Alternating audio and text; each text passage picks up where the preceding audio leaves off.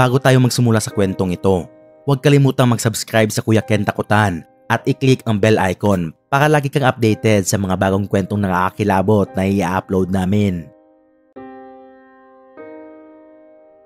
Hello Kuya Ken, ako nga pala si Jessie, taga Tupi, South Cotabato.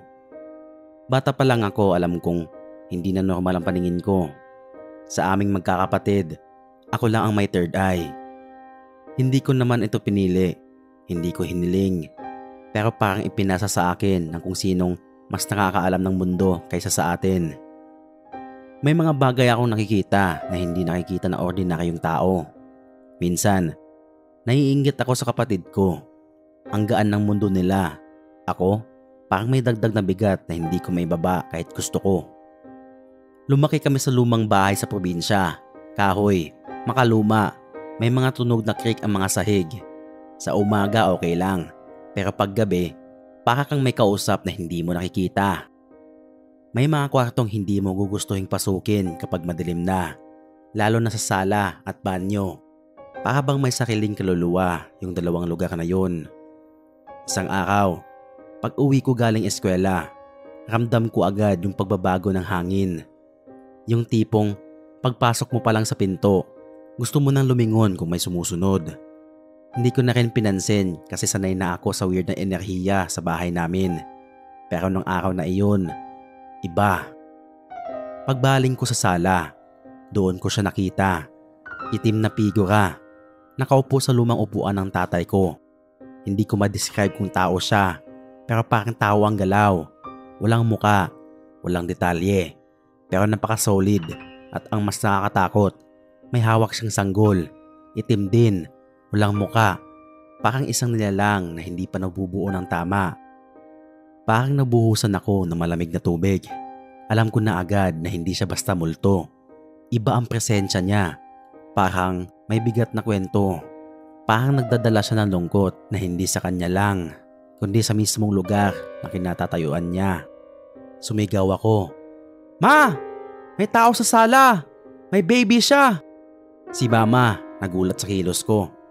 "Jessie, ano na naman yan? Wala namang tao." Turo ako ng turo pero hindi niya nakikita. Ako lang ang nakakita. Pagtalikod ko saglit kay Mama para tumuro ulit, wala na sila. Parang hindi sila tumayo. Parang naglaho lang. Kinagabihan, hindi ako makatulog. Hindi dahil natakot ako, kundi dahil hindi ko maintindihan kung bakit nagpakita ang figura. At bakit may hawak siyang sanggol? Ano ang kailangan niya? Lumipas ang ilang linggo, medyo kumalma ako. Akala ko natapos na. Pero ang mga ganitong bagay, bumabalik kapag hindi mo inaasahan. Gabi na noon, mga bandang 10:00. Inaantok na ako at papunta sa banyo. Pagbukas ko ng pinto, muntik na akong tumigil sa paghinga. May babae sa loob. Mahaba ang buhok. Mahangin kahit walang hangin. Basa ang dulo ng buhok niya. Parang nanggaling sa ilog. Maputla ang balat, halos kulay abo. At ang muka, basag. Para siyang nabagsakan ng salamin. Yung pisngi niya, nakalaylay ng kaunti. Yung mga mata niya, hindi pantay ang bukas. At ang pinakamasakit isipin, nakatingin siya sa akin. Pero hindi ko alam kung nakikita niya ba ako o inaabangan. Sinara ko ang pinto ng malakas. Tumakbo ako papunta sa kwarto at sinabi sa kapatid ko. Tawa lang siya ng tawa. "Uy Jessie, tigilan mo ako ah. Nananaginip ka siguro." Kung pwede ko lang ipakita sa kanya kung ano ang nakita ko. Pero hindi niya kakayanin. Simula noon, sabi ni Mama, parang lumalalim daw ang eye bags ko. Palagi daw akong tulala. Hindi niya alam ang totoo. Bawat sulok ng bahay namin, may tao. Hindi sila imagination. Hindi sila hallucination. Totoo sila para sa akin. Isang gabi medyo pagod ako. Paakyat ako ng hagdan. Patay na lahat ng ilaw kasi tulog na sila Mama at Papa. Ako na lang ang gising pero ramdam ko agad yung presensya. Yung pakiramdam na hindi ka nag-iisa kahit walang tao. Pag-angat ng tingin ko sa taas ng hagdan, halos mabitawan ko ang hawak kong cellphone. Yung figura ulit. Yung lalaking nakita ko sa sala. Pero ngayon, nakatayo siya. Nakaharap sa akin at hawak pa rin niya yung sanggol sa kaliwang braso niya. Hindi ako makagalaw. Parang may malamig na kamay na humahawak sa dibdib ko para pigilan ako. Hindi ko maramdaman yung paa ko. Nagsalita siya. "Huwag kang maingay." Yung boses niya, parang bulong mula sa ilalim ng lupa. Parang pinipiga ang hangin bago lumabas sa bibig. Napansin ko yung mukha niya kahit madilim. Hindi siya Pilipinong kagaya natin. Matangos ang ilong niya, manipis ang labi, medyo mestizo. Parang tao noong panahon ng Kastila. Sobrang luma na itsura niya. Pero hindi ako sigurado kung multo ba siya o may mas malalim pa. Lumapit siya ng dahan-dahan. "Mag-usap muna tayo," sabi niya. At doon nagsimula ang kwento niya. Hindi ako makatingin ng direkta kasi nanginginig ang buong katawan ko. Pero naririnig ko ang bawat salita niya. "Namatay kami ng anak ko. Nasunog ang bahay namin. Malapit lang dito. Hindi ko na nakita ang asawa ko. Naiwan kami sa itaas. Mabilis kumalat ang apoy sa hagdan. Hindi kami nakababa." Habang ikinakwento niya yon, parang naririnig ko rin yung apoy. Parang amoy sunog na kahoy sa hangin. Parang nakaramdaman ko yung init na hindi ko nakikita. Hindi ko alam kung pinapakita niya sa akin o ako lang ang nakakaramdam. Doon ko nalaman, hindi siya nananakot, naliligaw siya. Bigla akong may naramdaman na kamay sa balikat ko. Napasigaw ako, pero paglingon ko, si mama lang pala. "Jessie, ba't ka nakatayo dyan? Sino kausap mo?" Binuksan niya ang ilaw. Pagbalik ko ng tingin sa dulo ng hagdan, wala na. Wala na yung figura. Parang hindi ko nakausap ang kahit sino. Kinabukasan, nagtanong-tanong si mama. Nagtanong siya sa mga kapitbahay. At doon namin nalaman ang nakakatindig balahibo na katotohanan. May nasunog raw na lumang bahay ilang dekada na ang nakalipas. Mag-ama ang natrap sa itaas. Ang asawa, hindi raw natagpuan. Simula nung nalaman ko yun, lagi ko na siyang naiisip. Bawat pag-akyat ko sa hagdan, kahit may ilaw, parang may malamig na presensyang sumusunod. Hindi siya galit, hindi siya masama, pero ramdam ko yung lungkot. Yung paghingi niya ng tulong na hindi ko alam kung paano ibibigay. Hanggang ngayon, hindi na siya nagpakita ulit.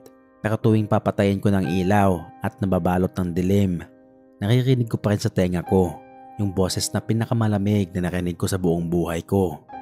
"Huwag kang maingay."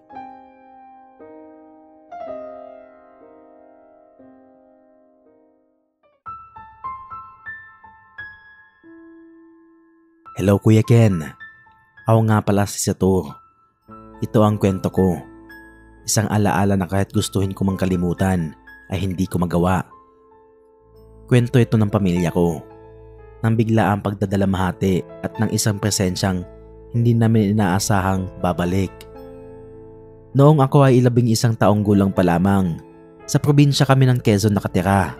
Ang lugar namin ay tahimik, napapalibutan ng palayan at puno at halos kilala mo ang bawat tao sa baryo. Ang mga magulang ko ay simple magsasaka lamang, hindi mayaman, pero puno ng pagmamahal ang bahay namin. 6 kami magkakapatid at ako ang panglima sa pinakabunso. Ang pinakamalapit sa akin noon ay si Ate Training. Siya ang tipo ng kapatid na parang pangalawang nanay. Mabait, mahinhin at palaging handang tumulong. Mahilig siya sa volleyball at madalas siyang may larong barangay. Kapag wala siyang laro, kasama ko siya sa assignment ko. Tinutulungan niya ako magbasa at lagi niyang pinapadama na hindi ako nag-iisa. Dumating ang panahon na sinabi niya sa amin na mag-aasawa siya. Masaya kami para sa kanya, pero may kirot. Alam naming may magbabago at hindi na siya palaging nasa bahay. Pagkatapos ng ilang buwan, kinasal siya at nagkaroon sila ng 3 anak. 3 batang edad 2, 4 at 7.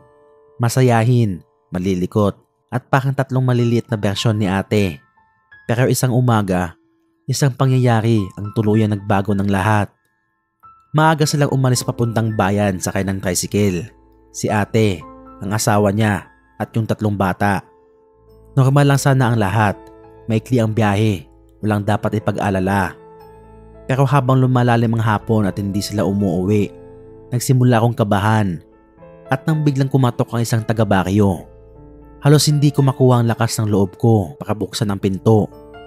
Pinuksan namin ang pinto at doon niya sinabi ang balita na hindi namin kayang tanggapin. Na aksidente ang tricycle. Malakas ang tama ng truck. Patay si ate. Patay ang asawa niya. Nakaligtas ang 3 bata, sugatan at takot. Parang nagdilim ang mundo ko. Hindi ko kayang tignan ang kabaong niya.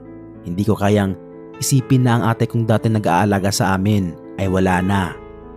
Hindi ko alam kung paano namin hakapin ang bukas. Pero hindi pala doon nagtatapos ang kwento. Isang gabi, ilang linggo pagkatapos ng libing, nagluluto ako sa kusina. Tahimik ang bahay. Tulog ang mga bata sa sala. At ang mga magulang ko ay nasa kwarto. Habang hinahalo ko ang ulam, may napansin akong aninong dumaan sa gilid ng mata ko. Dumaan ito sa apakador at tumigil.